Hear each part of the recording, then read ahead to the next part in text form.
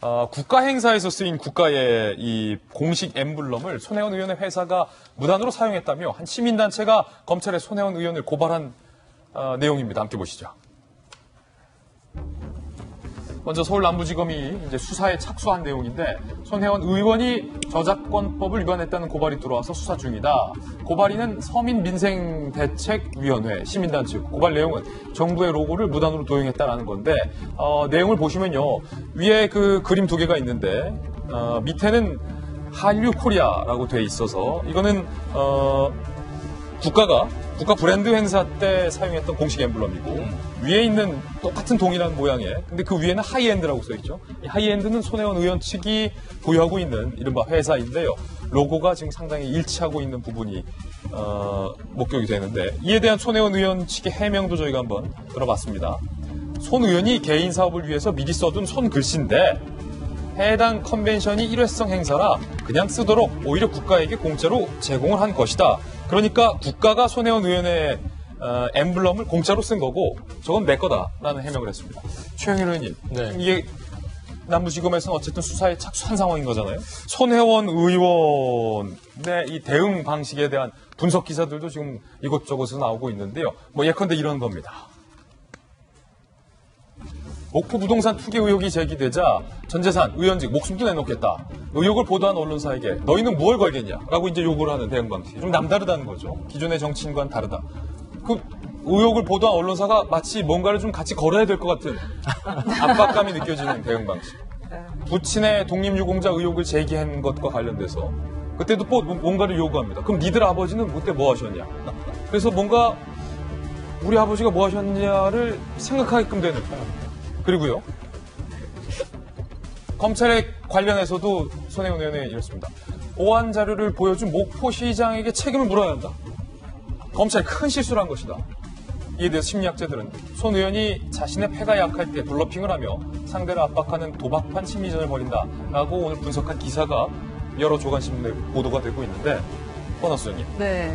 지금 근데 재밌게 말씀해 주셨는데 너무나 사실적으로 말씀해 주신 것 같아요. 우리가 좀 여기서 잘 짚고 넘어가야 되는 게 손혜원 의원은 정치인 활동을 한 것보다 사회에서 디자이너라던가 브랜드 전문가로 활동한 시간이 훨씬 더 길어요. 한 30년 정도 일을 하셨잖아요.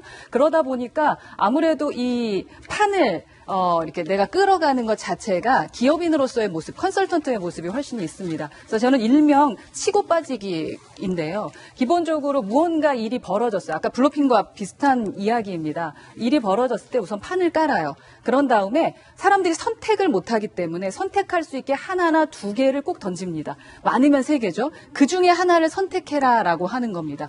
예를 들어서 내가 만들어 놓은 디자인이라던가 브랜드 자체를 선택하는 것은 광고주나 기업인, 사장이 되겠죠. 그분에게 설득을 하기 위해 감성적 접근도 하고 아니면 숫자적 접근도 합니다. 예를 들어 0.01% 이게 성공하지 않으면 내가 목숨을 걸겠다라는 심리적인 것도 얘기합니다. 그만큼 저 브랜드에, 저 디자인에 관심이 있고 진짜 자신이 있구나라는 식으로 나에게 돈을 내야 되는 그분에게 마음의 설득을 해야만 이 상품을 팔 수가 있어요.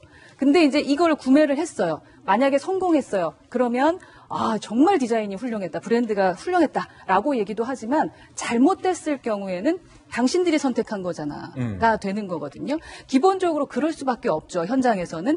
저는 그 30년 동안 쌓아왔던 어떤 비즈니스적인 그 심리전, 내가 무언가를 내놓고, 왜냐하면 디자인이나 브랜드는 숫자적으로 1 더하기 1이 2다 이렇게 나올 수 있는 게 아니에요. 우리가 봤을 땐 별로로 생각했지만 그게 대박을 치기도 하고 아니면 진짜 괜찮았는데 쫄딱 망하기도 합니다. 그렇기 때문에 선택하는 사람의 마음을 잡는 게 상당히 중요한데 그때 우선은 판을 깔고 프레임을 정해줘서 이거 할래 저거 할래 라고 하고 결정하게 하는 것이 하나의 심리전입니다. 그 안에 그러니까 내가 만들어 놓은 나의 자신 있는 무대로 상대의 심리를 끌어들이는 그렇죠. 전략이다. 제가 봤을 때 지금 공문서 이 자체도 두세 가지가 있었던 것 같은데 저희는 모르잖아, 일반 국민들은. 그러다 보니까 둘 중에서 하나를 선택해서 말씀해버리시는 거죠. 그리고 이번에 검찰 조사에서 확실히 내가 잘한 것도 공개가 됐다라고 이제 김어준 그 프로그램에 나와서 말씀을 하셨는데 이 또한 치고 빠지기입니다. 내가 못한 거, 이거 나 인정 못하지만 이런 거 있었고 내가 잘했던 것 하나, 둘 더 있었어. 자, 여러분이 이제 결정해. 한 다음에 이 안에서 여론전으로 싸움을 하게 하는 거죠. 그 다음에 잘 되고 못 되고 그 다음은 그 다음 문제인 거예요.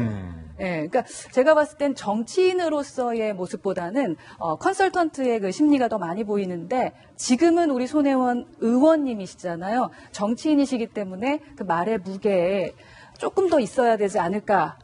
말의 품격을 한 번쯤 생각하게 됩니다. 예, 손혜원 의원 측의 추가 해명과 또 손혜원 의원에게 제기된 또 다른 의혹에 대해서 보도를 해드렸습니다.